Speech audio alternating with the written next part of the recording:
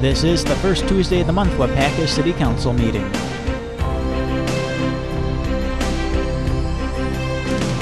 Welcome everybody to our first regular scheduled meeting in March. Today is Tuesday, March 6th, 2018, and I welcome everybody to our meeting.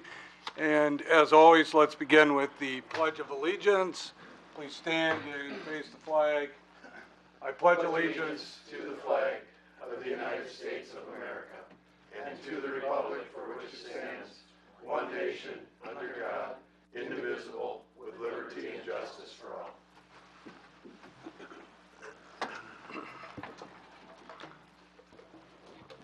We'll ask Sandy to read the clerk's open meeting statement for us.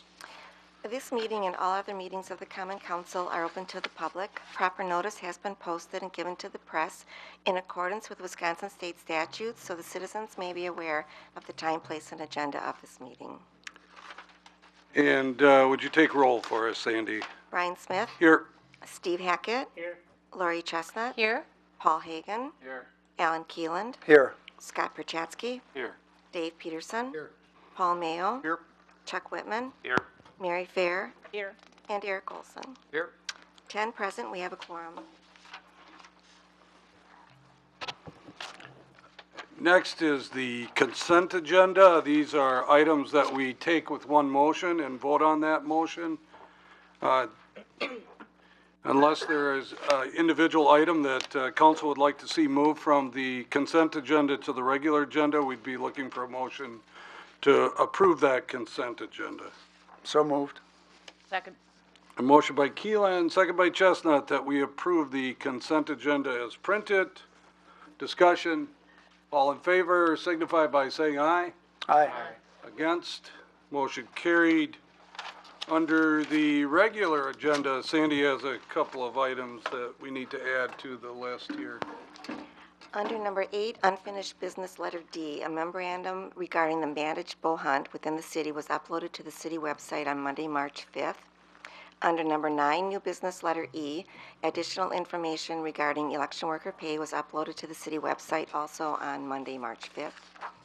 Under number 9, new business letters F and G, a memo providing additional information regarding the 2018 sewer pickup truck and the 2018 facilities pickup truck was uploaded to the city website also on Monday, March 5th. That's it. Okay, so you heard those three items. What we'd be looking for is to add those three agenda along with what has already been printed for your regular agenda, and would be looking for a motion to approve that regular agenda. So moved. Second. Motion by Keelan, second by Peterson, that we approve of the regular agenda with those three attachments. Any discussion? All in favor signify by saying aye. Aye. Against? Motion carried. Okay, next on our agenda is public input. This is for non-agenda items. So if we have anybody that would like to speak to us on a non-agenda item, please step up to the podium, give your name and address for the record, and limit your time to 3 minutes or less.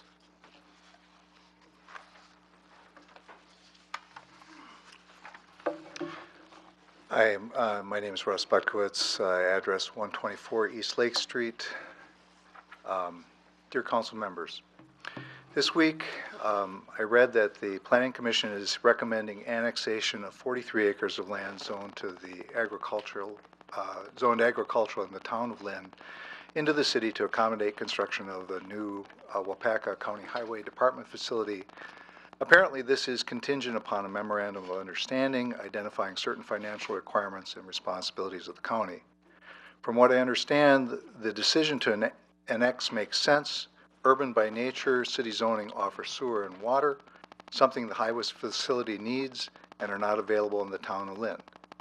Similar to annexation, last December we had initiated a request to detach land we own in the city as a first step in resolving our dispute over the Oz Natural area in order to accomplish a similar set of goals. Detachment, like annexation, but only in reverse. Ideally, it occurs when the unique nature of a property within a city makes it more logistically suited for incorporation in the neighboring town. As you know, we've been long concerned about invasive species threatening the Oz Natural Area Complex and have sought the ability to utilize rotational grazing animals in order to avoid long-term dependency upon chemicals to manage them. Contiguous with the town, the site's woodland and grassland are perfectly suited to the agrarian nature of the town and agricultural woodland transition zoning designation of the town land it abuts. Unlike the town, neither our land nor the natural area that is to be returned to us is well suited to heavy zoning designation that the properties currently hold within the city. Detachment and annexation is best accomplished when there's a high degree of intergovernmental cooperation. For example, city staff have aided in the annexation process by providing a written recommendation to the Planning Commission encouraging annexation, something that guides and reassures you as a council in your decision making. The town of Waupaca has expressed doubts about the sincerity of the city's detachment efforts to the point of concern about possible retribution should they accept the parcels. The clearest way... Russ, did the town say that to you? Yes. Do we have a town person that can say that? Just limit your discussion to what you know and don't try to tell us what the town people are saying, because we talk too. Okay? So just limit to what you know for a fact. Go ahead. I do know that. You know, I have had that expressed to me. But So, I have not. okay. Well, and we may have heard different things, Mayor. Okay? The clearest way for the city to demonstrate its support for the process is to detach the natural area prior to returning it to our ownership. Ideally, this would be accompanied by the mayor's, the city attorney's, the city administrator's public enthusiastic support for detachment and acceptance of the parcels, including reaching out to the town to clarify and address any concerns they may have. Should this prove unacceptable to the city, we are asking for a public declaration of support and enthusiasm by the mayor, city administrator, city attorney, and other city staff working with the town to maximize the possibility they would accept the property after our request for detachment from the city. There should be no shame incurred upon government leaders in detaching or annexing land where it makes sense to do so. In cases where detachment or annexation may protect human and environmental health and welfare, it can be the right thing to do. Ideally, it is our hope you will vote to detach the Oz land before we take it back, giving us the greatest possible assurance detachment will occur, and city staff will do their best to endorse acceptance by the town. Okay. Thanks, Russ. Including Thank a you. promise. Thank you. That's your 3 minutes. Okay. Thank you. Anybody else that would like to give public input? Please give your name and address and limit your time to 3 minutes or less. My name is Mark Thurman. I'm a Waupaca resident, 726 Royalton Street. Kari and Russ, our family has known theirs for many years. Our kids grew up together. Their family is rooted in nature. It is part of their being. They are good, productive members of our community, and they don't deserve to be treated as outcasts or troublemakers. I don't profess to be fully versed regarding this dispute. However, I did want to come tonight to provide support and testimony to what I believe is their righteous motivation for the future of the Oz Natural Area.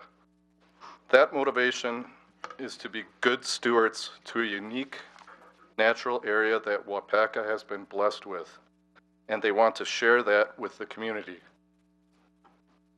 As for the city's position, I ask, what is your motivation as it relates to this land? Recently, I've seen a couple of programs at the Waupaca Public Library, right upstairs. First one, Arctic Raptors Visit Wisconsin. It was about snow owls and golden eagles. Oz has owls. It also has hawks because of all of the old oak trees there. But the forest is now threatened by invasive species that prevent new oak from regenerating.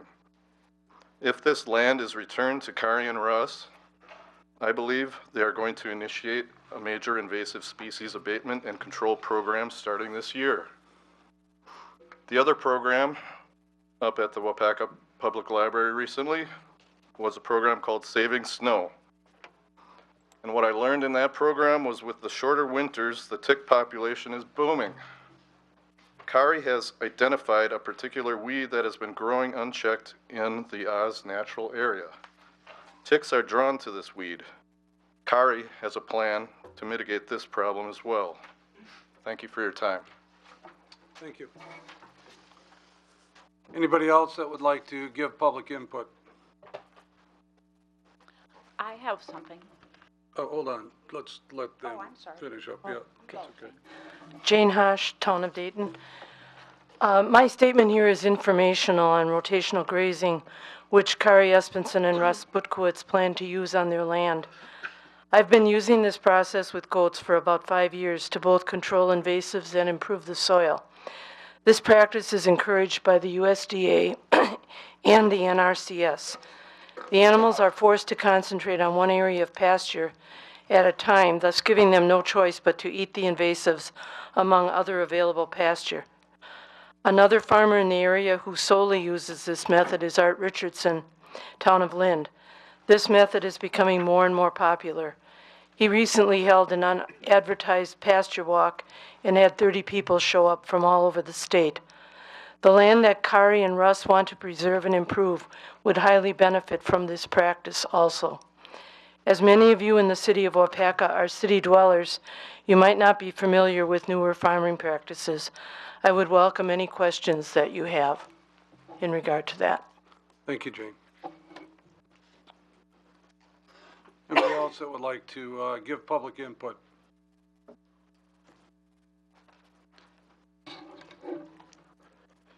Justin Sipiorsky, 522 West Fulton. I'm a professor of ichthyology at ABWSP. So I'm a fish biologist. My training's in zoology, though. That's what my PhD is in. I grew up in Stevens Point. My dad was on the Green Space Committee there, which was responsible for putting together the Green Circle, 22 miles of beautiful forested trail.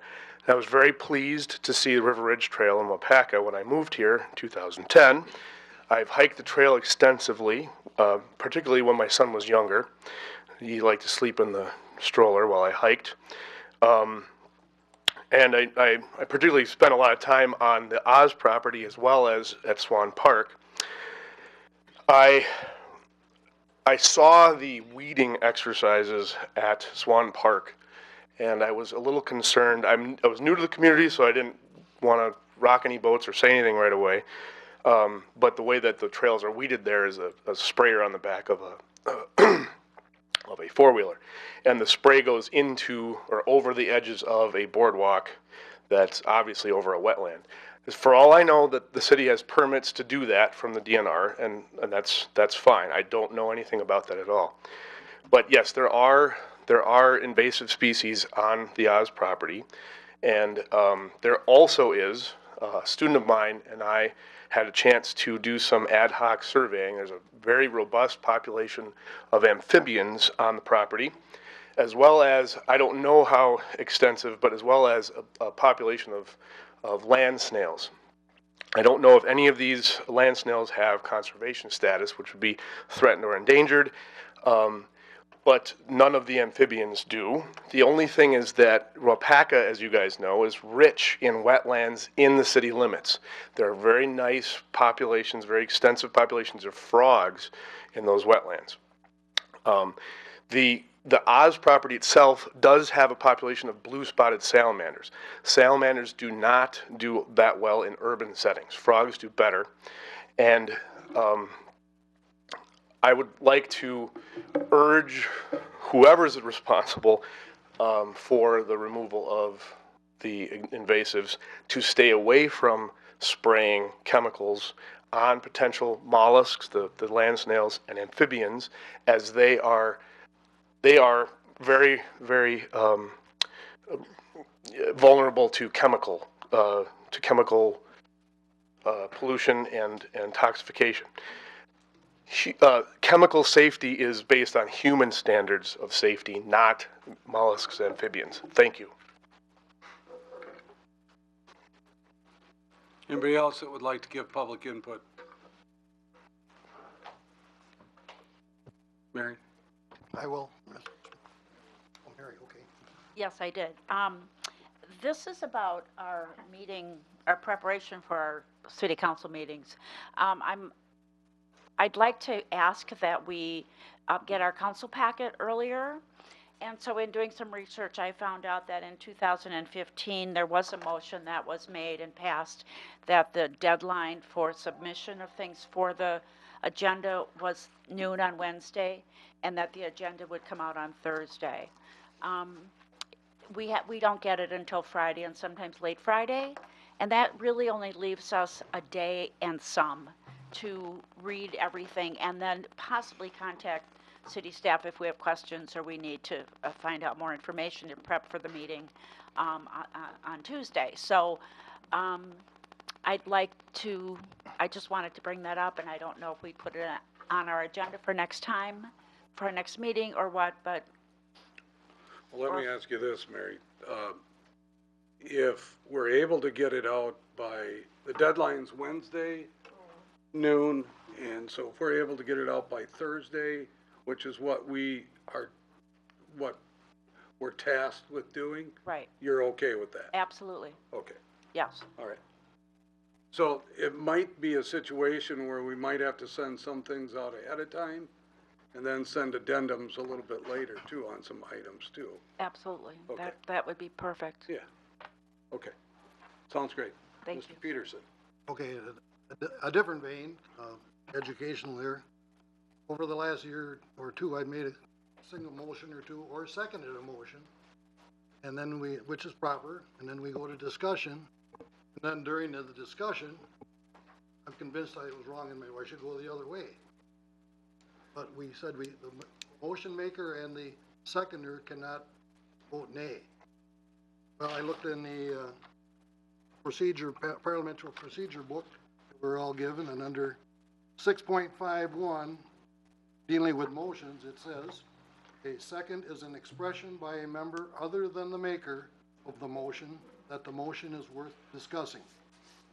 6.5.2, the seconder of a motion is not necessarily in favor of the motion, nor is he or she committed to vote for it or argue for it. So I don't think the seconder has to necessarily vote aye. I don't know anything about the motion maker itself. I'll leave it at that. Is the seconder a word? Ellen, I was the one who brought this up originally. Yeah. Okay. And what is your source, Dave? Guide to Parliamentary Procedure for Local Governments in Wisconsin. Probably Okay. got it in your desk. Well, I Not was that you going by read. Robert's Rules of Order, but, I can certainly stand to be corrected. Well, I couldn't find anything about the motion. What do we use as our official guide? we use John Hart. Don't we have a constitution, as it were?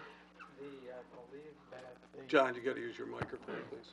Jeez. I could be wrong, but I believe that the ordinance is referred to Robert's Rules of Order. We can have the city attorney check and make sure that we fully understand this in the future. Okay, so. All right, any other public Mayor, input? could I just say just a couple words? You can? Okay, thank you. Absolutely. One thing I'd like to say to Russ and Kari and the family is I have learned more this past year about the land and how it's used and how it's nurtured and how you are such good guardians of property and stuff. And I want to thank you for that because I am, as Jane says, a city dweller. And I don't, I know my flowers in my garden and I know a little bit of this and that. But to have the understanding and kind of forcing me to look up information that you have given and to learn about this, again, thank you for all you have done for that because I'm sure anybody who watches or anybody who listens gets that education also. So thank you so much. Okay, any other public input? Anybody? Okay. Let's move on then. Under unfinished business, we have under the title Oz Property Detachment, and we're going to go through this a little bit here. First of all, Mr. Hart, I understand that you had a discussion with Kari and Russ, or Russ and Kari last week, and so I'll ask you to start, please. At the request of Mr. Butkowitz, I did meet with Russ and Kari on Wednesday, February 28th. We met for approximately an hour and a half. The discussion was towards resolving any differences we had as to the procedures. We had a fairly cordial meeting. When we got all done, it was my impression that we had reached an understanding that I would provide them with a copy of an agreement which outlined what the parties and the council had agreed to in the past. Also, a copy of a proposed deed to transfer the property back to them. I did provide them with a title report prepared by a local title company, which reflected the restrictions and conditions that had been placed on the property, and we discussed the removal of those items. When we got all done, it was my impression that we had an understanding that I would provide them with some documentation based on our conversation. They advised me they would then take that up with their attorney. If they inquired as to whether or not their attorney could have any input as to fine-tuning such an agreement, and I indicated that that would be highly appropriate. When I left, I believed that we had an understanding as to what the parties were going to do. I think I was trumped over the weekend. I now received a letter to the council which said the following series of sources why we have come to you with a request that you detach the natural area before it is returned to us. That was not the discussion that I had with those individuals last Wednesday. I'm absolutely blindsided by the fact that they have now gone 180 degrees around from the discussion that I had and the agreement that I reached with them as far as the understanding we had, and I don't know what else to say. And I only say that I was trumped because we have seen that in the last year and a half. Someone makes a decision one day and they change their mind the next day, and that letter to the council is completely at odds with what I discussed with them 5 days ago. So I don't have anything further to say as to how this can progress. Okay. Henry, do you want to explain why this item is on, how it was worded and why it's on the agenda? Or do you want me to just go? Well, no, Okay. I'd like to vocalize a little bit. Okay. Your paid staff is here to make things happen that council decides. It is not unusual to get a request from individuals outside our organization asking something of the city. You got that request in early September, and here we are, 7 months later, and we're no further ahead than we were in September. Now, all of you have to make a decision that's in the best interest of the city, and you've made it. You vocalized by your vote that you are in support of this detachment. And I'm not sure what's happening in the communication flow that the other side's not understanding that. Because they are enthusiastically detaching property. It's quite phenomenal request that you have here. The city is willing to detach not only a tax-exempt property, but your property as well. And we're part of this transaction. And we have to do what's in our best interest just like you are protecting your best interest. But you've come here for a request. We're being advised, and we think it's in the city's best interest to proceed as the way it is. You get the outcome you want, you get your property back, and, you know, and that's the goal. So I think it's very frustrating where we sit as public, well, I'm an appointed official, you're an elected officials, and we take this constant criticism, and we want to make this happen. And comments are made about how I feel and how I'm behaving, which nobody's ever come out here to talk. I appreciate that these citizens are supporting you, but it's a simple call to call me up and come and understand our side of the story instead of this. We're here to make things happen. You make decisions. We're here to execute them. We're trying to execute them and we can't. We're in this like rat wheel that we can't get out of. So, you know, I'm trying to find an analogy. Mr. Buckowitz, you're a doctor. I go see you. I have an ailment, and you tell me how I should be treating myself. You're the expert. You know the medicine. And I go home and I do the exact opposite of what you tell me. And then I come back and I'm not feeling better. Well, why is that? So I guess, you know, you have to look at us for some guidance. And I know the trust has been broken and it's probably irreparable and we're in this horrible separation. But the point is we want you to have what you want, but you won't allow us to lead you. It's just wholly frustrating. So thank you for allowing me to speak. Okay, so this agenda item, this is what I hope that we accomplish tonight from council, okay? And again, we'll go back to September.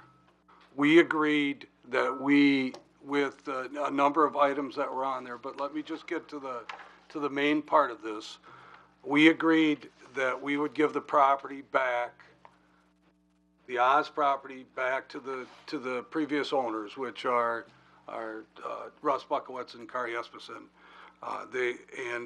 We would also compensate them to help fight some evasives that are on there too, with some of the money that was left from the stewardship grant that's still in the fund there.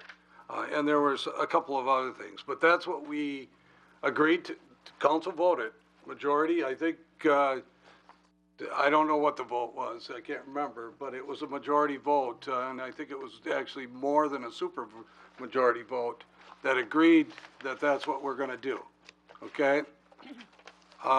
So tonight, what I'm asking you to do, well, let me finish this part before I go on.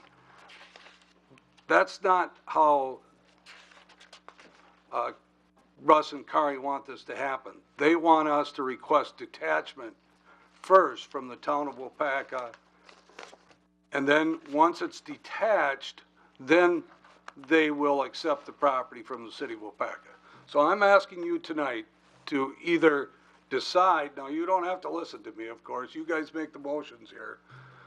You either have to decide that you want to do it where we ask for detachment first and then give them the property, or stay with what you agreed to do in September.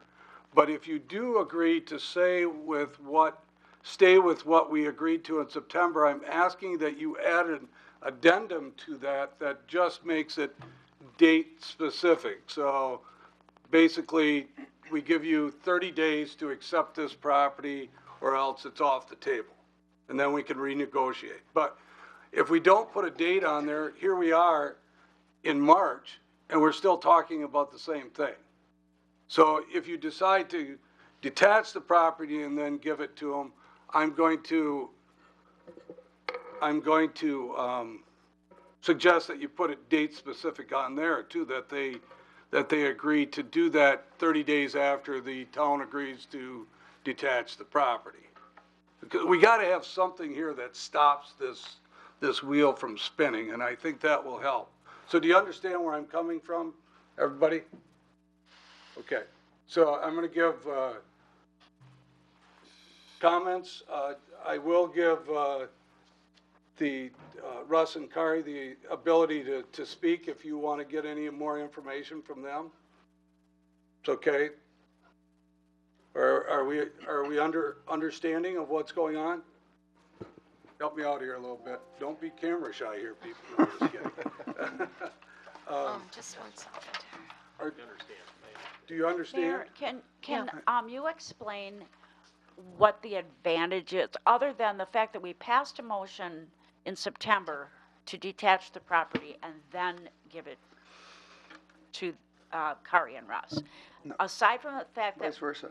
or the other way around, I'm sorry, to give them back their property and then do the detachment. And that's what our decision was. So what I'd like to know is just a brief summary of what's the advantage or the disadvantage of doing it that way as opposed to detaching first and then. Okay, and this was discussed in September, why we thought that this was the best way to do that. And actually, Attorney Hart explained that back in September. So, John, do you remember? Many things have muddied the water since Can then. It's you- hard to remember. Yeah, I'm What just those saying. advantages were. I'm just saying, this was discussed back then. And it doesn't hurt to rediscuss it. I'm not disagreeing with you. John, do you feel that you can explain?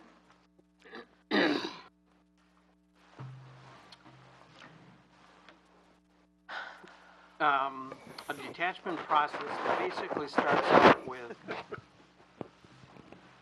the person who wishes to detach property to publish a notice of detachment in the local publication. Thereafter, they have to file a petition with the city. The city has a period of time with which to take that petition up and either detach or not detach the property by passing an ordinance. Within 60 days after that detachment, the receiving municipality has to act on that detachment. If they don't act or if they turn it down, then the whole procedure is void. When we first discussed this, we had 2 parcels, we still do, owned by different parties. And my concern was that if the detachments were done separately, we could end up with a situation where one was accepted and one was not, for whatever reason. And that is not what we want. We want both parcels to be detached, or no parcels to be detached, I believe. It was, in my mind, and the recommendation I made to the city was it was more economical and it avoided a lot of problems if the parcels were joined as one and there was one petition for detachment. That's what the council approved. We did find that we have a mess because the Russ Butkowitz and Kari, unbeknownst to us, filed a petition. Didn't even tell us they were going to do it. Filed a notice and then a petition, and didn't request that we do it at the same time. Subsequently, we're all aware that that petition for detachment was approved by us and an ordinance passed. It was not accepted by the town, and the town had a problem because the other parcel was not going hand in hand with it. So here we are. And it was my recommendation at the time, and it still is, that we give the property back to them, have them join the property into one parcel, and file a new petition. And I believe that we have expressed our interest and our support in approving such a detachment, and I believe that we would do that. That was the conversation I had with them last Wednesday, and that's what I thought we were going to do. But apparently that is not what they want to do today because of the letter they sent to council. So that's it in a nutshell. Okay. Eric, go ahead. Thank you. I just wanted to say. Oh, I'm sorry, Mary, are you finished? No, I just said thank you. Yeah, okay, I'm sorry. Well, Yeah. just looking at the notes, if anybody has their computer up here, it looks like it's on 110, 11, 12, that it goes over all the notes and everything that was said at that time and everything we agreed on. And it was a 10-0 vote in favor of everything that we agreed. So everybody that's here agreed to that.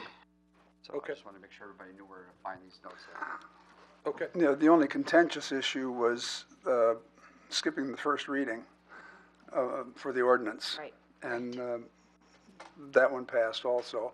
And then subsequently, it was a majority vote again, a supermajority vote And that was for the ordinance detachment itself. ordinance. Right. Okay. Okay. Any other? I can see your hand. I'm just waiting to see if council actually wants any more information from you. Kari, I can see your hand. I'm waiting to see if council wants any more information from you. Okay, I would ask council then to either, as I see it, make one of two motions. Either one that just adds a time frame to the agreement that we did in September, or that you agree to change that agreement and go from giving the property back to them, and then they would detach it. Hope I'm getting this right again here now, but I think you all understand what I'm getting at. Paul? I would make a motion to He's in the middle of a motion here, so go ahead, make Paul. a motion to reaffirm our decision of September based on the recommendation of our city attorney, and to put a 45-day sunset clause on any negotiations or any further action. I guess however you recommend that. Yep. Mayor. I'll second that motion. Okay, we have a motion by Hagan, second by Whitman, that we just add, or we have an addendum to the motion that was in September that just adds a clause that if it's not accepted by Mr. Buckowitz and Ms. Espison within the 45-day limit, there is no deal. It goes back to just being owned by the city. Okay, is that? Thank you for cleaning that up for me. All right. Okay, does everybody understand the motion? Discussion. I think Mary wanted, nope, you're good? The only thing I have, is there enough time in the 45-day frame to do what they have to do, Attorney Hart? That isn't what he said. Okay, I just, You're basically, at the end of the 45 days, they will own the property. Then they can do their detachment, which may take quite a bit longer than that, but that's not the issue. Right. okay, that's what I was trying. They can either detach it or just forget it and keep it in the city, but then it would be up to them to do the detachment, which we are in favor of, and that was expressed at a different meeting about the detachment. Right. That's a different issue. Okay. Right, exactly. We're just getting them to agree to accept the property. And the only way we could do that, I'm assuming, is by having you draw something up that they sign. And that was my intention after our meeting last Wednesday. Okay. All right. Alan? What if everything goes very smoothly and and they take it to the town board again, and the town just rejects it out of hand and says, no, we don't want the property? So does that mean they own it and it's still within the city? Okay. Yes. That's a possible outcome then? Yes. Okay. Yes, absolutely. And, Just one more question on that. So then if that should happen, is there opportunity from the city to maybe rezone that or not? yes. Okay. And we've had staff discussion on that. It's maybe, and I think actually, Kari has actually given us some information on other communities that have done that. And I don't know that I've shared that with Brennan or not, but yes, that is possible if it doesn't happen. But you're looking for the worst outcome when we should be looking for the best outcome. Right, I know, but I just like to Right. clear out all those little Yep, things. absolutely. Any other discussion? Okay, we'll have Sandy, Excuse take me. the roll call vote. I have one more thing.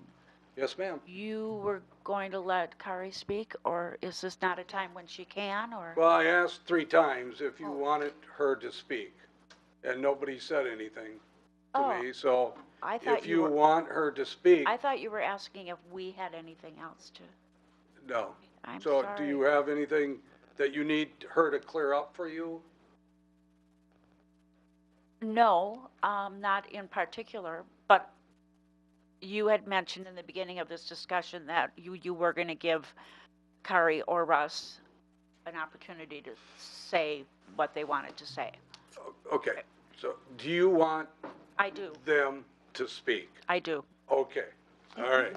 Please step up to the podium. 3 minutes is adequate, though. Okay, and you want to limit their time to 3 minutes? Okay, thank you. Okay, I'll be short, and I just want to apologize because neither Russ nor I, our family, are wanting to have discord and to be a pain in the butt.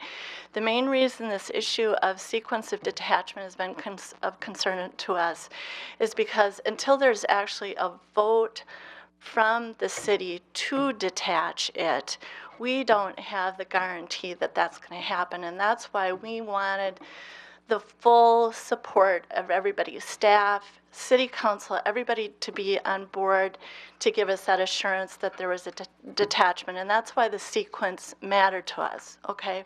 That's the only reason we've been, and when we did meet with Attorney Hart on Wednesday, we asked if we take the property back now and then we apply for detachment, do you think we will have the full support of city staff?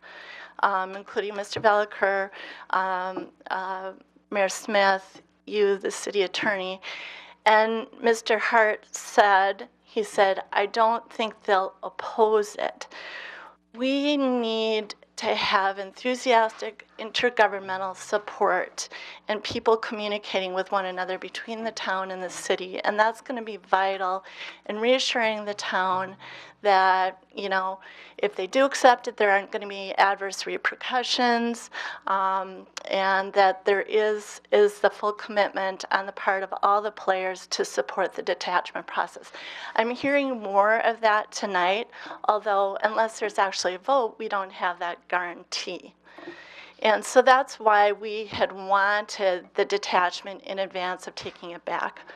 But if that's not in the cards, we will readily take it back and we will apply for detachment. And I'm encouraged, Mayor Smith, to hear you say that the possibility of rezoning within the city might be an option if the town does decline it, because that is something, the main thing we want to be able to do is have the tools to address the conservation needs of that property and to not have to solely rely on chemicals for treatment of invasives and be sensitive to the mollusks and sensitive to the salamanders and all of that. And I just want to express heartfelt apologies for all the discord and the pain this has caused everybody. It's not been something we've wanted to do, and it wasn't something that we set out to do. So, Thank you. Thank you, Kari. Thank you. Okay, so again, yes. Let me say one thing first, though. We, as a council, and I didn't vote because I don't vote unless there's a tie, but the council voted to detach the property that Russ and Kari own. So we voted, council wholeheartedly voted 10-0 in favor of detaching that property. So I don't know where you're getting that we're not behind trying to help you detach the property. We did it in December. We already did it in December. And we'll do it again once this property is back in your hands, and then we can do it with one vote for both parcels. Go ahead. Thank you, Mayor Smith. Russ Butkowitz, 124 East Lake Street. I guess the one thing I wanted to say is our discussion with Attorney Hart was wholehearted. It wasn't that we were trying to deceive him or anything like that. What we're really trying to do, and the reason we asked about this potentially, was that it's our feeling like the town of Waupaca has a case of the jitters, and they're nervous about this, and I don't really know exactly why they're nervous about this, but they are. And that the idea of if the city were to vote to detach this property while they're still owning it, seemed to us to be a way to really try to reassure the town that the city was really totally committed to this idea.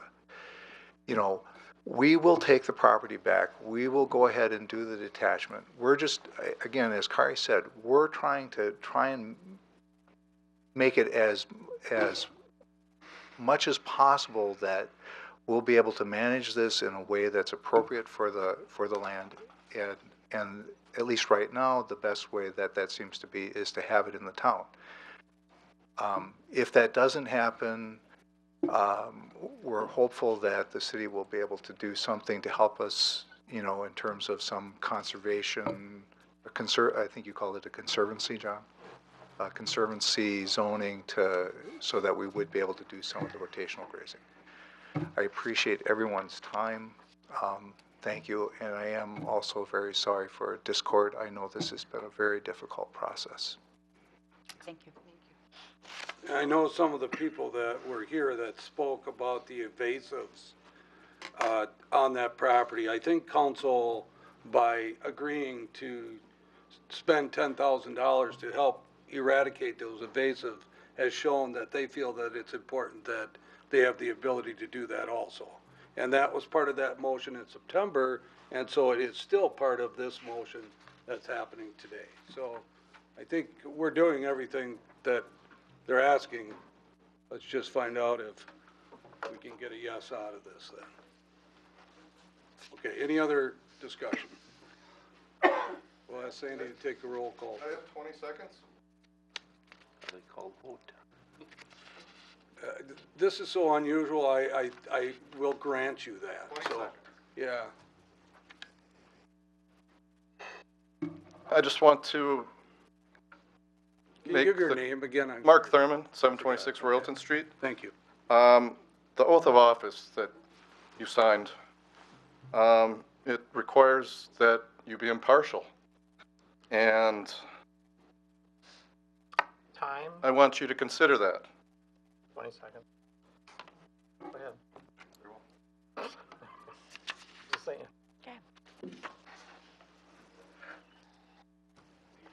Okay. Interesting.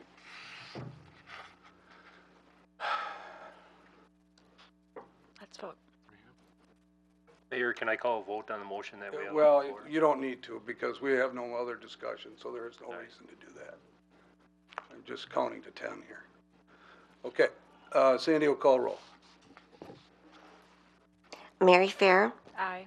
Dave Peterson, Aye. Chuck Whitman, Aye. Eric Olson, Aye. Alan Keeland, Aye. Steve Hackett, Aye. Scott Perchatsky, Aye. Paul Hagan, Aye. Paul Mayo, Aye. and Lori Chestnut. Aye. 10 ayes, motion carried. Thank you, council. Thank you, people, for coming to the meeting tonight. Public input is always important. The second part of this, which is, as we were talking, I felt that this was the discussion of the remaining amounts that are left in that stewardship fund for the Oz property. I would ask that council table this until we know that the property has successfully been moved to the new ownership. So I would ask that we just table this discussion and what to do with these funds until after we know who the actual owners of this property are. So we'll come back at a later agenda item, a later council meeting. Do you need a motion on that? If you would, please. Yeah, I'll so move. Okay, we have a motion by Keelan, second by Hackett, that we table the discussion on reviewing the funds that are still available in the funds that were designated for the Oz property through the stewardship funds. Any discussion? All in favor signify by saying aye. Aye. Against? Motion carried. Let's move on. We have another unfinished business here. We have ordinance number 0118, an ordinance amending section 17.310. This is signs of municipal codes. This is the second reading. Brennan, anything to add to our discussion at our last meeting? Nothing to add, just a reminder that this is just a follow-up action to the B7 zoning district that the Common Council approved earlier, or late last year, earlier this year. This was just an oversight initially, and it just creates the signage requirements for the B7 district. All right. I have not gotten any comments from the public on this. I don't know if any council members have, but we'd be looking for a motion to approve. Make a motion, we approve ordinance 0118. Second. Motion by Whitman, second by Hagan, that we approve ordinance 0118. This is an ordinance amending section 17.310, signs of the municipal code of the city of Waupaca. Any discussion? Sandy will call the roll. Paul Mayo. Aye. Dave Peterson. Aye. Paul Hagan. Aye. Chuck Whitman. Aye. Eric Olson. Aye. Alan Keeland. Aye. Lori Chestnut. Aye. Mary Fair. Aye. Scott Perchatsky. Aye. And Steve Hackett. Aye. 10 ayes, motion carried. Okay, the next is ordinance number 0218. This is an ordinance amending section 17.201, parent 2 of chapter 17 of the municipal code. Brendan, you want to just remind me again? Yep, this is one of the two action items for the proposed H.H. Heiner Brewing project that is being located on Churchill Street. This was the rezone request that was initiated by the city in conjunction with the special use permit that will be coming forward at a later meeting. But most of the properties down in this area were zoned industrial I2, and we were proactively rezoning the properties to conform and align with the current land use patterns within this area. So there are several properties that are being rezoned from I2 to B1, which is neighborhood business, or R1 single family. Okay, everybody understand then what this is about? Again, this is a second reading. I have not heard anything. I'm not sure if council or staff, they would let us know if they had heard anything about this. So I'd be looking for a motion to approve. So moved. Second. Motion by Fair, second by Chestnut, that we approve of ordinance number 0218. Any discussion? Hearing none, Sandy will call the roll. Lori Chestnut. Aye. Alan Keeland. Aye. Paul Mayo. Aye. Chuck Whitman. Aye. Paul Hagan. Aye. Eric Olson. Aye. Scott Perchatsky. Aye. Dave Peterson. Aye. Mary Fair. Aye. And Steve Hackett. Aye. 10 ayes, motion carried. Okay, next we have, Henry has requested that this be put on the agenda. He's got 20 deer tags burning a hole in his pocket here, so he wants to discuss how we can handle these. Thank you, Mayor. This memo was one that was put up on Monday, so it's with the agenda packet as a separate file. Yeah, this, the council authorized an ad hoc committee to look into a managed hunt in the city. We spent a number of months coming up with a pretty full-fledged program. Unfortunately, funding wasn't available to really implement it the way I think the committee wanted. But I was sitting on these 20 tags, and the idea, we talked to staff a little bit, but the idea was to try to maybe do a watered down or pared down version of the hunt. But instead of, many parcels in the city to sort of kind of narrow the hunt down essentially to city properties that we own, we have 20 tags. It would be only the purpose to use those 20 tags. It's only for antlerless deer. And it would look to have the hunters drawn by lottery. So maybe if council approves this, we've got a little bit of an outlet here this evening. And at some point, draw the names and then have some kind of safety meeting. I'm thinking of Saturday morning. I've got a couple employees that said they'd help me with this. I'm not a hunter, okay? But we can run this through my office and keep track of what's going on. But have that safety feature and just sort of make this happen with the 20 tags. The properties specifically that we would propose would be the city airport, and I would have Beth Anderson kind of run that. She is a bow hunter, so she works in that, knows that world, and that she would sort of be the gatekeeper, figure out when and where they can hunt. And she's got a lot of good ideas about that. Our recycling center in the back and where our cemetery butts up there, apparently there's a lot of deer been seen there. At our sewer lift station off of Washington Street was another property that we thought that there could be some deer found. And this suggestion was made to me, and I have not gotten up with the manager Club Pro at the country club, but again, that's a very wide open area. I think a very safe place to do it, and then they would dictate how that would be. But those would be the areas, and again, just some highlights. They would have to purchase, those selected would have to purchase a $10 discharge permit from the police department. The hunt would go through April 30. I spoke with the DNR representative I was dealing with. Those tags actually expire March 31, but if this were approved, it's just not enough time to execute it. And I asked, could we get an extension April 30? He said, of course. Actually, that's really a very good end date because, the deer start, what's the term? Get their horns. So you have to, hunt antlerless deer.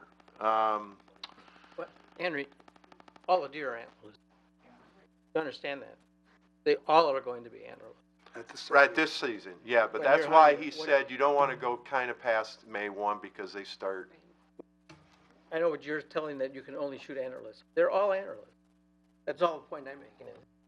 There aren't going to be any antlers on them. So you're taking a chance, is what he's saying. Okay. Yeah, there we go.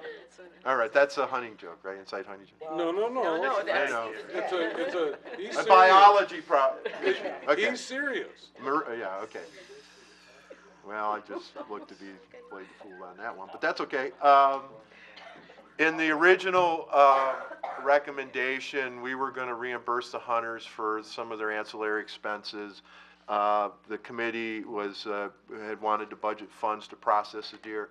We're going to put that all on the hunters. If they want to hunt, they're going to bear all that expense. And again, will there be interest? I don't know, but that's just the nature of it. We don't have the funds to do it the way the committee recommended. And again, it would be run out of my office, and once those 20 tags are up and done, they're done. If they're done by April 10th, they're done. So, I don't know if there are any questions. One clarification I would make is that the committee had originally recommended also tagging all of the arrows so that we know which hunter was associated with which arrow, and I think that should be part of this program as well, so we have some accountability. Good idea. Henry, there's been some question about the timing of this, with the deer going to be in their reproductive fawns being born in this somewhat time period. Has any discussion with anybody been had about?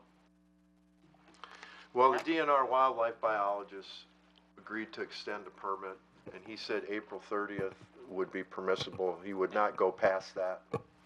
I guess we were just questioning if any hunters would want to I mean, all I hunt could look, then. yeah. But I don't know if we have a choice. If those permits are going to run out, could we get more in the fall, or how does that work? Well, I'm just sitting on those Okay. permits, and they can get extended for 30 days. I mean, I think that the committee wanted to I think start small and just see how it worked. And this could work famously, or it could just have a lot of problems, and then, you know, we've kind of doing a pilot project, so maybe this might put that whole thing to rest if it doesn't work very well. But you know, just bringing it forward, if you're comfortable doing it. Okay, you've heard what Henry's recommendation is. Do we have a motion? I would move to approve the proposal. Second. We have a motion by Keelan, second by Peterson, that we approve of a managed bow hunt for 20 deer tags, first come, first serve tags, or you said, I'm sorry, you put it in a lottery. Yeah. Lottery. In Yeah, I a think lottery, that'd be the I'm sorry. first, yeah. In a lottery, and these would be only effective through April 30th of 2018. Any discussion? Mayor, do the hunters, are they required to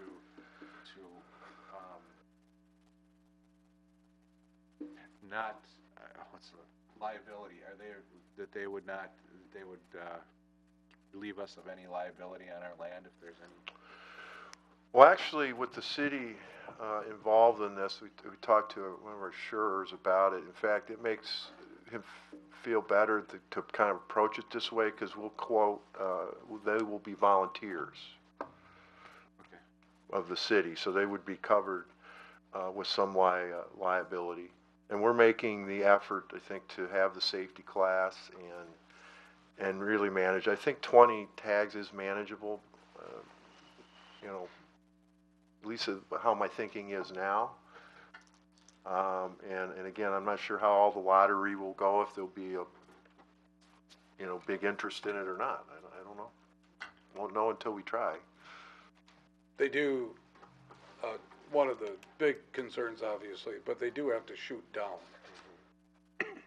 at the deer. I was more concerned about a tree on a rock and, you know. Yeah. That's where I was going with this. I see, or fall out of a tree. Tree or something like stand, that. right. Yeah, Exactly. good point. Yeah.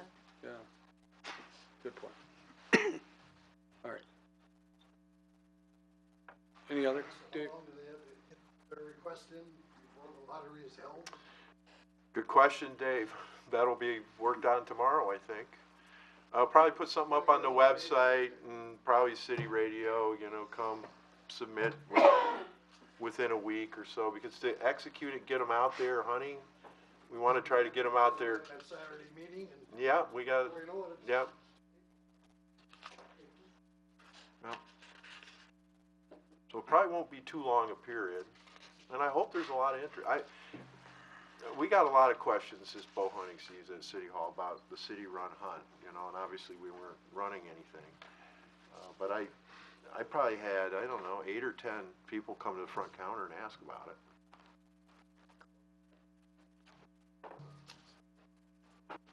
Okay. We had a motion and a second. You all ready to vote? All in favor signify by saying aye. Aye. Against? Motion carried. All right, we're to new business. This has to do with the property out on County Highway A that the Waupaca County purchased, and that's where they're looking to put their new property, sorry. Highway garage. Yeah, their highway garage, and this is actually the first reading of an ordinance that would allow this to happen, but Brendan, you want to go ahead and explain? Yep, thank you, Mayor, members of council. The Plan Commission in February made a recommendation to the Common Council to recommend ordinance 0318 for the annexation of approximately 42 and a half plus or minus acres for the future Waupaca County Highway Garage. This is a property that was purchased in the early 2000s for a future highway garage facility. This is the first step in a couple different steps for the annexation and the overall approval process for the highway garage facility. There will be a second reading for this, and then there will be an application for, or there will be a future site plan application made to the city. As is identified within the application, the temporary zoning on this property will be ag. However, before any applications are made for site plan or approvals, the city has a requirement of 1 year to place a permanent zoning on the property. My office is actually currently working on that ordinance, which will be brought forward here in the next month to month and a half for a proposed zoning classification and district for this property.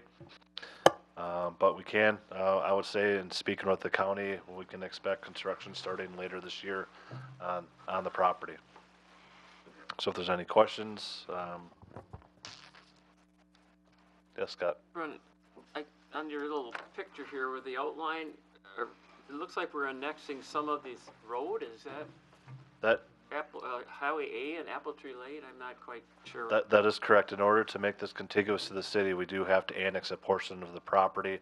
That is actually a remnant parcel that was created when the whole bypass was constructed in early 2000. That right-of-way actually was granted back to the county.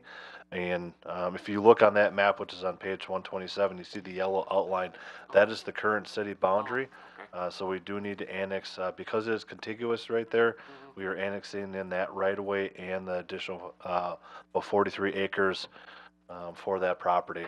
We are working on what was described as a memorandum of understanding. It's going to be utilized in a different term. We have reached out to outside counsel to determine the best legal way for future reference of the municipal sewer and water. This project will be extending city utilities for a portion of the site. Typically, the city requires a full improvement of the lot, but because of where the project's going to be constructed and working with the county, we have agreed to only require them to extend the services to the extent where development is going to occur on the site. But if future development were to occur further south of the property or east of the property and additional property were annexed into the city, there would be a requirement for the county to extend those services. But that will be outlined in an agreement as part of the site plan approval. Any other questions? Go ahead, Paul. The property that appears to be, there's some development there along County A. Is the annexation stop right at the highway, or does it go into that property at all? Are you looking on the east side of the right-of-way? Yes. We are only annexing in half of the right-of-way down County Road Highway A. Why? What? Wouldn't it make, don't we want to have some space for running utilities along that side of the road? The utilities will be run on the western portion of the property on the county's property. Normally, Paul, that would probably be the case, but that's Town of Lynn property, and we've had some discussion with the owner across the street, and we felt that that was the best way to appease him. Oh, okay. So it just didn't work. The town properties typically own to the center of the right-of-way when it's a town road or town property. When it's a village property or city property, they own to the right-of-way, but in townships, you own to the center of the road. So that's why we're only annexing in the portion that the county owns. To the mayor's point, we did have discussions with the property owner to the east, and he was not supportive of providing us the additional right-of-way possible. although it is a county highway, so. Correct. Yeah, Okay, thank you. right. Thanks, Paul. Good question, though. Any other comments on this? This is the first reading. So we'll have this at our next meeting, which is our next meeting is March 20th, of course. Okay, so we'll move on then. Any questions? Okay, let's move on to some things that are happening in Park and Rec. And beforehand, before we start, I just want to recognize Andrew. Andrew has agreed to work with us as acting Parks and Rec director with the help of Henry and, of course, the rest of the staff, Josh, and the rest of the Parks and Rec staff. But So he's agreed to attend these meetings and act as an acting director for us until we get through the process of finding a new director. So, Andrew, you want to go ahead? The first thing is that athletic field groomer. Yes, thank you, Mayor, council members. Just need to bring up some capital purchases that were reviewed and passed by Park Board this last Park Board meeting. The first one is the athletic field groomer. This is a key component in getting our fields ready in the summer. If you looked at the memorandum, we have over 350 games just at Swan Park in the month of June. So that's a lot of games, a lot of people coming through. That includes tournaments where outside people come in as well. We're also responsible for Lakeman Field, middle school field, and at times the high school fields as well. So our past field groomer was purchased in 1994. So that's a while ago. And so we're looking to get a new one. The one that I'll ask for recommendation for approval in a little bit, Josh was able to go look at personally. Josh is very well versed in those machines, and so he was able to take a look at it and make sure that he sees that it's appropriate for us. Essentially coming tonight to recommend approval by council to purchase the athletic field groomer not to exceed $16,295 from the Horse Distributing Incorporated in Chilton. And I can answer any questions if there are any. Anybody have any questions of Andrew? If not, we'd be looking for a motion to approve. So move. Well, okay. Motion by Peterson, second by Hackett, that we approve of the purchase of the athletic field groomer from Horse Distributing Incorporated for a price not to exceed $16,295. Any discussion? Sandy will call the roll. Paul Hagan. Aye. Paul Mayo. Aye. Eric Olson. Aye. Chuck Whitman. Aye. Lori Chestnut. Aye. Dave Peterson. Aye. Scott Perchatsky. Aye. Steve Hackett. Aye. Mary Fair. Aye. And Alan Keeland. Aye. 10 ayes, motion carried. Thank you. Second one here is a contract to relamp the lights at Swan Park. Again, these lamps were installed originally in 1999. There are some recommendations by the National Little League organization on how the lights are supposed to be for safety more than anything. So you think about a young child out in the outfield, how they already maybe struggle to catch a ball. Well, now it's dark and it's hard to see. So lifespan is about 15 years on those bulbs. We're sitting at 18 if we do the math there. And so definitely a need for those out there as well. We did explore, or Aaron explored, retrofitting those for LED. The cost, if you can see there, would exceed or come in around $250,000, and that would just be impossible for us to remake up. So that is not a good scenario for us. So decided to go with the relamping. So recommending approval by council to purchase or go with the relamping not to exceed $8,972.18 from TLC Sign. You can see they're really close, but Josh is comfortable with TLC Sign, and they've done work for us in the past. So Awesome. So Andrew is recommending that we go with this agreement. Motion? So moved. Second. Motion by Keelan, second by Perchatsky, that we approve of contract with TLC Sign for relamping the athletic fields at Swan Park, fields 1, 2, and 3, for a price not to exceed $8,972.18. Any discussion? Do you know if we looked into any kind of monies available for switching to LED from a green point of view? Are there any city monies available for incentives to switch to LED? I'm not sure if Aaron looked into that. I think Justin, focus on energy maybe? would be Yes. one possibility. Mr. Jensen and myself had a discussion a while back about that. Yeah, and there could potentially be some, I guess, benefit from focus on energy. However, when we went through the process and kind of calculated it, it didn't really make sense cost-wise. So there's some out there, but it didn't, for the amount that you would need to purchase a brand new LED system, it would take a very long time to recover our cost, if ever. Okay. Okay, thanks. All right. Henry, did you get the answer to my question in regards to the freight? I did not. Okay, About the shipping charge? because Yeah. in their quote. the very close difference in the price, TLC sign did not include freight with their bid, where Musco Lighting on Alaska did. So my only question was, if TLC did not, if they would be charging us freight, then the On Alaska company would actually have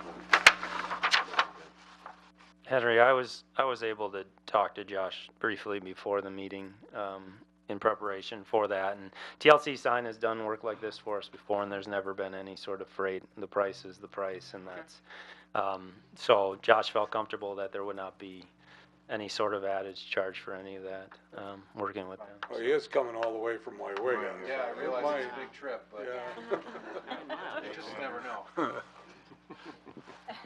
Right. Any other discussion? Sandy will call the roll. Eric Olson, Aye. Chuck Whitman, Aye. Dave Peterson, Aye. Alan Keeland, Aye. Paul Mayo, Aye. Scott Perchatsky, Aye. Paul Hagan, Aye. Mary Fair, Aye. Lori Chestnut, Aye. and Steve Hackett. Aye. 10 ayes, motion carried. All right. Andrew, thanks. A+ for the night.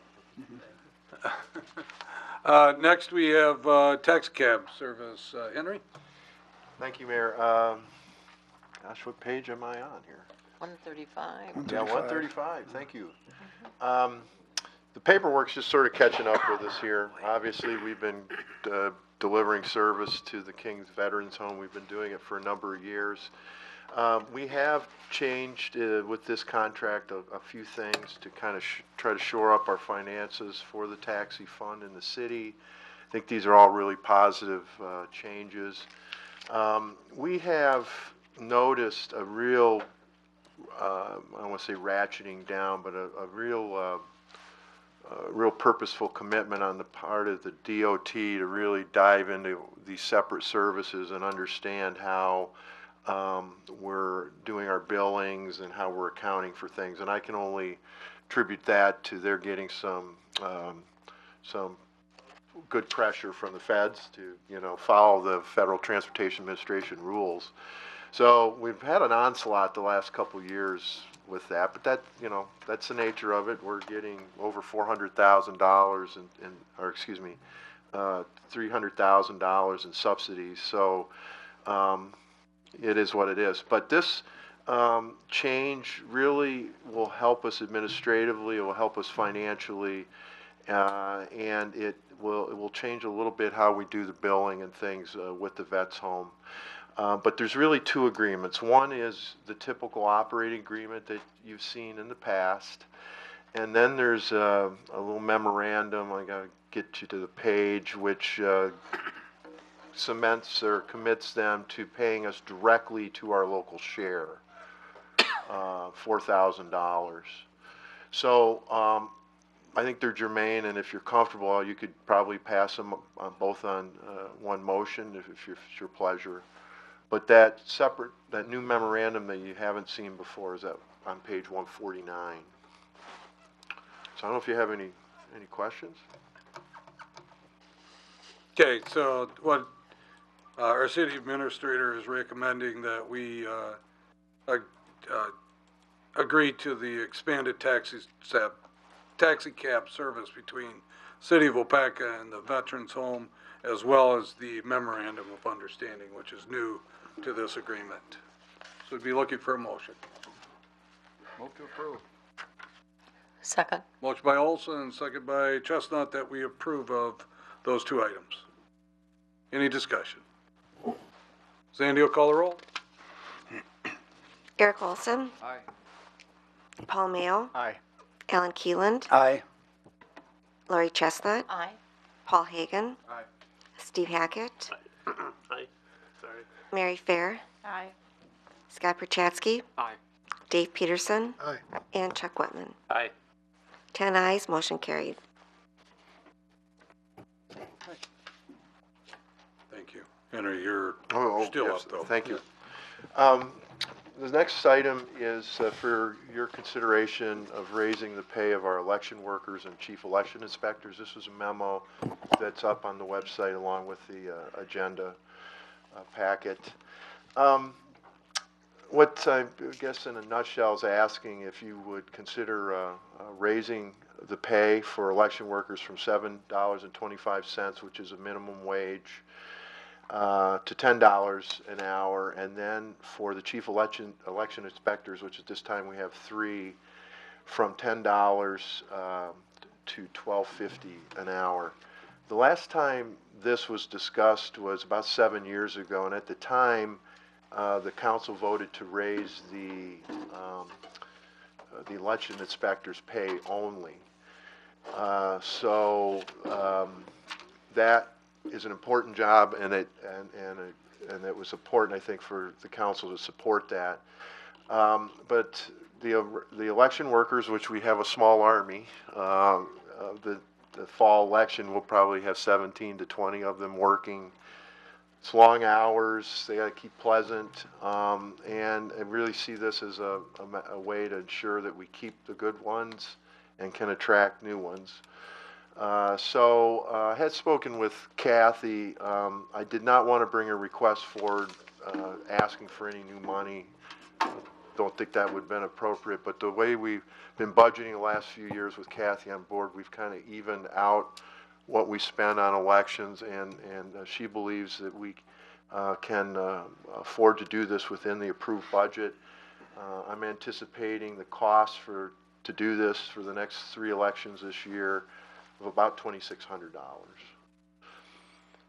So I don't know if you have any questions. I mean, Sandy's much more close to to the workers and the day-to-day and things of that nature. I don't know if you want to comment. If you have any specific questions, I'm sure we can try to answer them for you. Okay, so we're looking for a motion to approve increasing the pay for the election workers. Move to approve. Motion by Mayo, second by Hackett, that we approve of the pay increase for the chief election inspectors to $12 per hour, and pay increase for the election workers to $10 per hour, effective immediately. Brian, that was a typo. It should be $12.50 for chief inspectors. It's my mistake, sorry. Oh, it's probably my mistake. It's Yeah. my mistake. All right. $12.50, I'm sorry, $12.50 per hour. Okay. Any other discussion? Sandy will call the roll. Paul Hagan, Abstain. Dave Peterson, Aye. Lori Chestnut, Aye. Mary Fair, Aye. Alan Keeland, Aye. Paul Mayo, Aye. Steve Hackett, Aye. Scott Perchatsky, Aye. Chuck Whitman, Aye. and Eric Olson. Aye. 9 ayes, 1 abstention, motion carried. You know, you probably could have got by with just blaming it on an accountant's retiring eyes or something. Here we go. Let's go to, thanks, Henry, for that. Yep, thank you. Public Works has some purchases that were within our budget that he wants to talk about tonight. So, Justin. Thank you, Mayor. I thought you were gonna say, let's talk some trucks. I got 2 memos in our packet, sheet 150, 151. You did that for parks with Jensen's last pickup. Okay, let's Anyways, talk trucks then. Yes, All right, let's all talk right. some trucks. All right. Anyways, I did have a memo that was added late. I have hard copies if that's what you'd prefer. Otherwise, it was on the website. No? Okay. Okay, anyways, I trust that you read the one that was in the original packet. In this memo that came afterwards, I apologize for that, but we had to expedite the process because of the purchasing year from the 18 to the 19 model is quickly approaching us, and bringing this to the 20th council meeting we would have not gotten an 18 truck, would have got a 19 truck.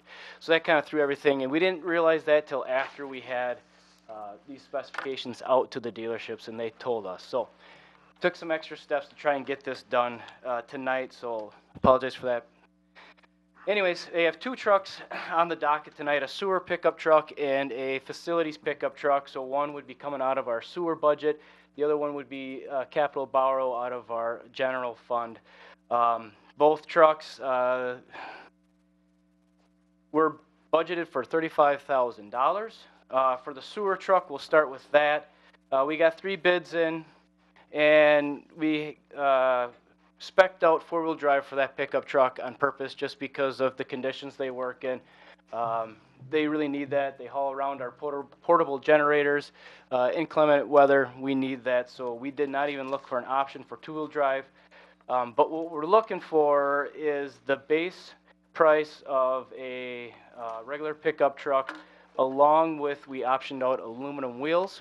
Now that's an upgrade from a steel just because they are stronger. They resist corrosion, and we're looking at the long-term maintenance being a cost benefit there, along with the resale value helping us out in the long run. So when you add the base price plus the aluminum wheel options, we had, between the 3 bids, Plock Auto was the lowest. However, I'm recommending to not go with them and go with Neville Motors, who, of course, you know, is our local dealership, and they are the second lowest by about $20.41. Now, I think the value is there for the city. When we have maintenance issues, service, we can bring it right across town versus bringing it up to Plock Auto, which is out of town.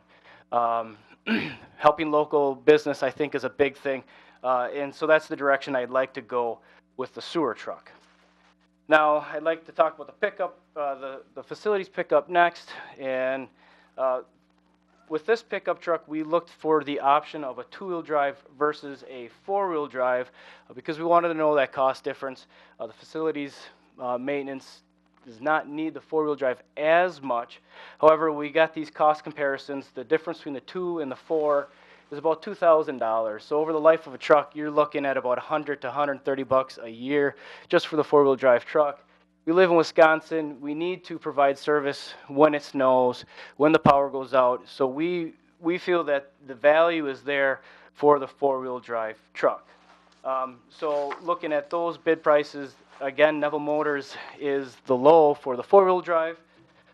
So I'm making a recommendation to go with Neville Motors for the facilities pickup truck with the 4-wheel drive option.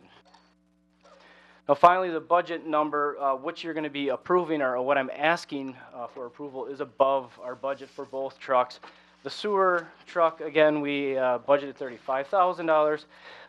With the total that we're looking at, the initial purchase would be $36,000 and just over $36,500 and a little more. Kathy Kaza has helped rope up a grant, a safety grant, with the tailgates on these trucks. We spec out Tommy lifts. Now they're motorized tailgates where they lower all the way to the ground. The guys can load stuff up to 500 pounds, put it back up on the truck. So it's a safety mitigation. So Kathy will be helping us secure that grant. But to make the initial purchase, I will need that $36,536.24, and we will have to provide an invoice that this equipment was provided, and then we will reimburse basically the sewer fund back. So once we get that grant, we'll come within budget. Now the facilities truck is a little different. With the 4-wheel drive option, we are over budget by $398.24. I don't have any magic tricks for this one other than just covering the cost from one of our equipment reserve funds, which we have over $40,000, or possibly from capital if we see savings with our plow truck, which I'm thinking we will, to cover that expense. I don't know what more I can add here, Mayor, unless there's questions. Otherwise, I'll be looking for 2 actions, one for the sewer truck and one for our facilities truck. Let's go to the sewer truck then.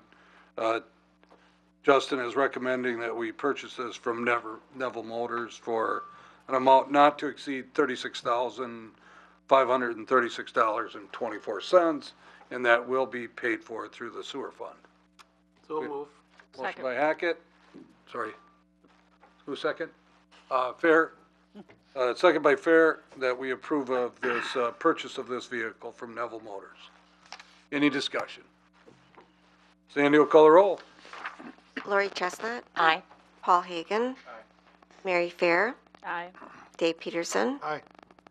Chuck Whitman. Aye. Paul Mayo. Aye. Alan Keeland. Aye. Steve Hackett. Aye. Scott Perchatsky. Abstain. I'm sorry. Abstain. Okay, thanks. And Eric Olson. Aye. 9 ayes, motion carried. Okay, and then also he's recommending that for our facilities that we go ahead and purchase a 4-wheel drive pickup truck, again from Neville Motors, for an amount not to exceed $35,398.24. We need a motion. So moved. Motion by Keelan, second by Olson, that we approve of the purchase of this truck from Neville Motors for an amount not to exceed $35,398.24. Discussion? Sandy will call a roll. Dave Peterson. Aye. Scott Perchatsky. Abstain. Paul Hagan. Aye. Alan Keeland. Aye. Eric Olson. Aye. Lori Chestnut. Aye. Mary Fair. Aye. Paul Mayo. Aye. Chuck Whitman. Aye. And Steve Hackett. Aye. 9 ayes, motion carried. So, since you normally have Ford trucks and you're going to the Chevy, do you have extra money for training for these more powerful vehicles that you're gonna have now? Sorry. Less maintenance. Yeah, less maintenance. All that stuff. Abstain. All right, let's move on then. License report number 1400. This is on page 152 of your packet. We're looking for a motion to approve. So moved. Motion by Lori? No, Was it? Oh, I thought it was Fair? you. Yep. Okay, I'm sorry. And second by Whitman, that we approve of license report number 1400. Discussion? All in favor signify by saying aye. Aye. Against? Motion carried. We're gonna go into closed session, but I just wanna do a little communication with the mayor. Just, our ordinance state that if we have a election on a council night, that the council meeting then moves to the next day after that, and that happens again in April, and we talked about that. So make sure you write on your calendars that we will be meeting on April 4th at 6 p.m. instead of April 3rd because of the election. Okay? And I know that you guys are really interested to know this, but you're going to miss my birthday, so it's next Monday, so I want to make sure that you have the opportunity to get me a present if you need to. Well, you can bring treats at the next meeting, too. Oh, I knew I was going to get in trouble. That's a tradition. Yeah. Where's the party? Yeah. Right, yeah. I'm even Social Security eligible now. Yeah. Oh, wow. Nice, huh? Seeing as you canceled April 3rd, that is my birthday, so we would have had it on my. Oh, well then you can bring the No treats treats in. that night either. Wait a minute. All right, let's, there's a request from staff to go into closed session to discuss, some, potential in TIF number 6. So I would be looking for a motion to go into closed session. Make that in form of a motion.